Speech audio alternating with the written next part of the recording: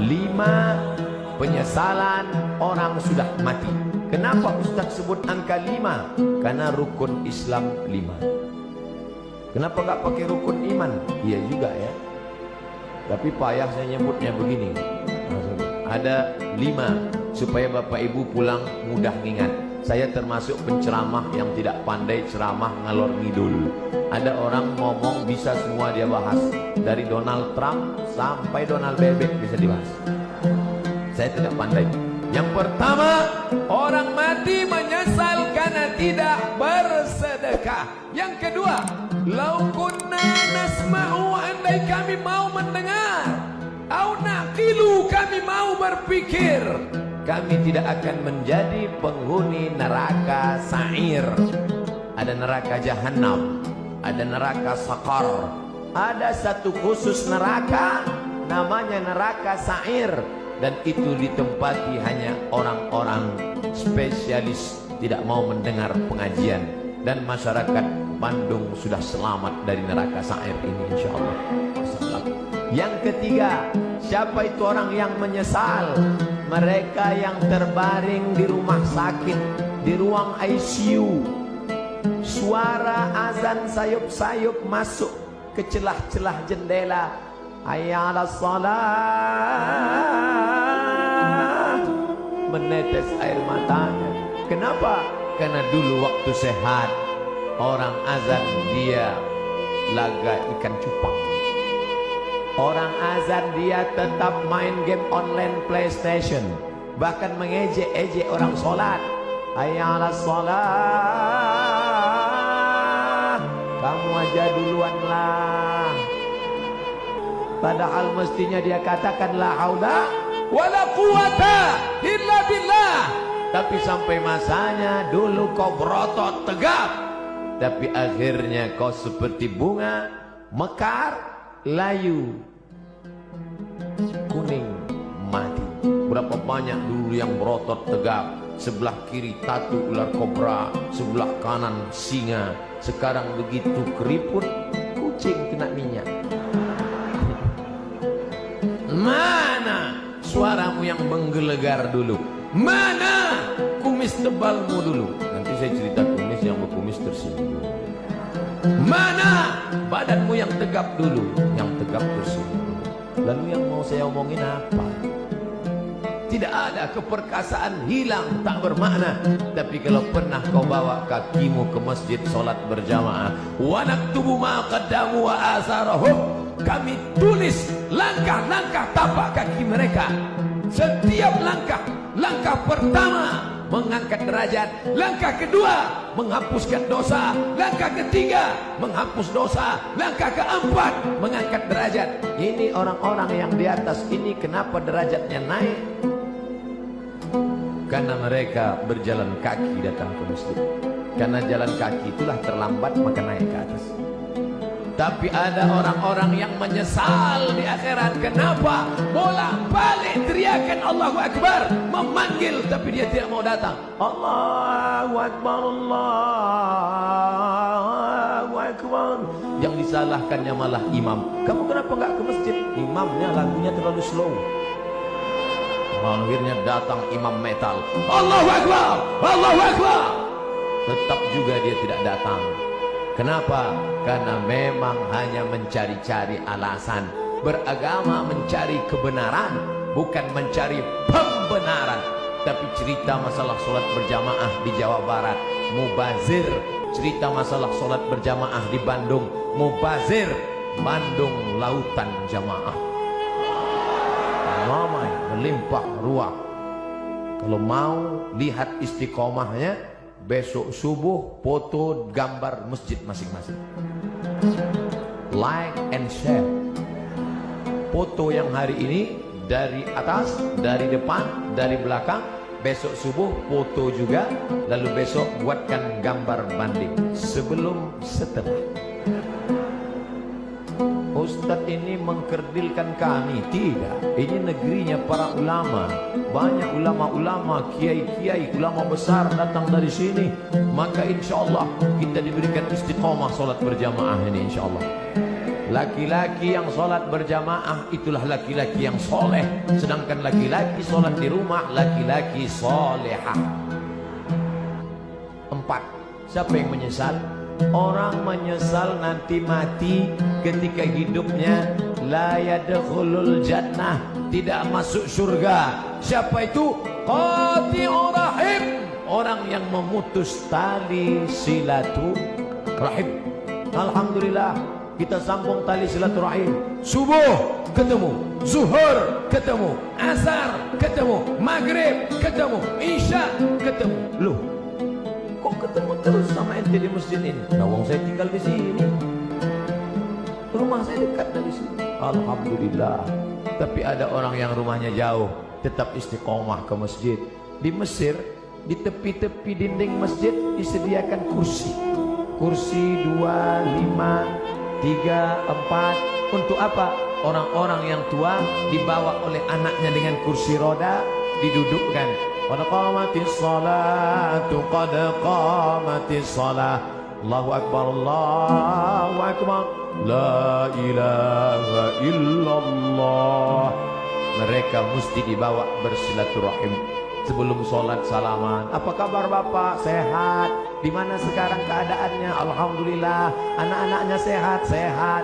Istrinya sehat, sehat. Tetangganya sehat, sehat. Menyambung tali silaturahim. Sekarang orang tidak lagi ada sambung silaturahim. Sabtu, Ahad, libur, tidak masuk kantor, tidak ketemu orang. Dari mulai malam Sabtu nanti malam sampai hari Ahad sore hanya di depan komputer laptop. Jempol ini sampai bengkak. Tidak ketemu orang, sunyi di tengah keramaian. Nenek, kakek, bapak, ibu, paman, anak, ponakan duduk di ruang tamu, tapi tidak ada bicara. Bahasa Arabnya la salam wala kalam. Bahasa Inggrisnya silent generation, generasi diam. Andai ada yang mati di situ pun dia tetap juga. Bukan dia tolong, dia foto langsung. Bagi yang kasihan tolong like and share. Kasihan, kasihan, kasihan, kasihan, kasihan. Ini dunia ini sudah kacau balau. Hari ini kita bertemu bersilaturahim. Mudah-mudahan kita termasuk nanti di akhirat saling mencari karena ingin mengajak masuk ke dalam surga Allah. Ustadz Somad, tolong kenali wajah kami ini satu-satu Ustadz. Kalau Ustadz tidak melihat wajah saya nanti di akhirat, kalau Ustadz tidak melihat wajah saya di dunia, tolong cari saya Ustadz, kata jamaah. Lalu saya katakan, ente kok pede sekali masuk neraka?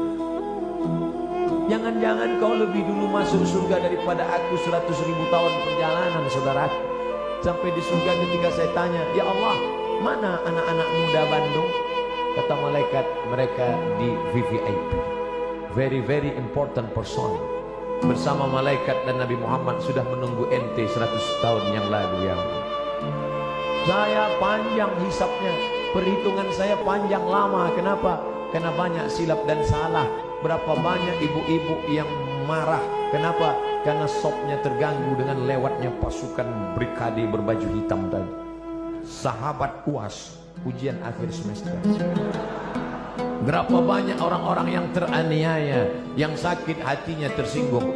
Makanya saya tidak mau mencari kalian di padang mahsyar. Lebih baik saya minta maaf di dunia. Apakah Bapak Ibu memaafkan silap salah saya? Insya Allah Pak Ustaz, begitu cara minta maaf. Undang orang ramai-ramai, minta maaf. Karena kalau kita datang satu-satu ke rumah, repot, ribet. Apalagi kalau sampai diobrolin kesalahannya. Pak, maafkan salah saya ya. Salahnya apa? Kemarin saya bawa istri Bapak. Apa? Bapak Ibu yang dimuliakan Allah Subhanahu wa Ta'ala, maka sambung tali silaturahim.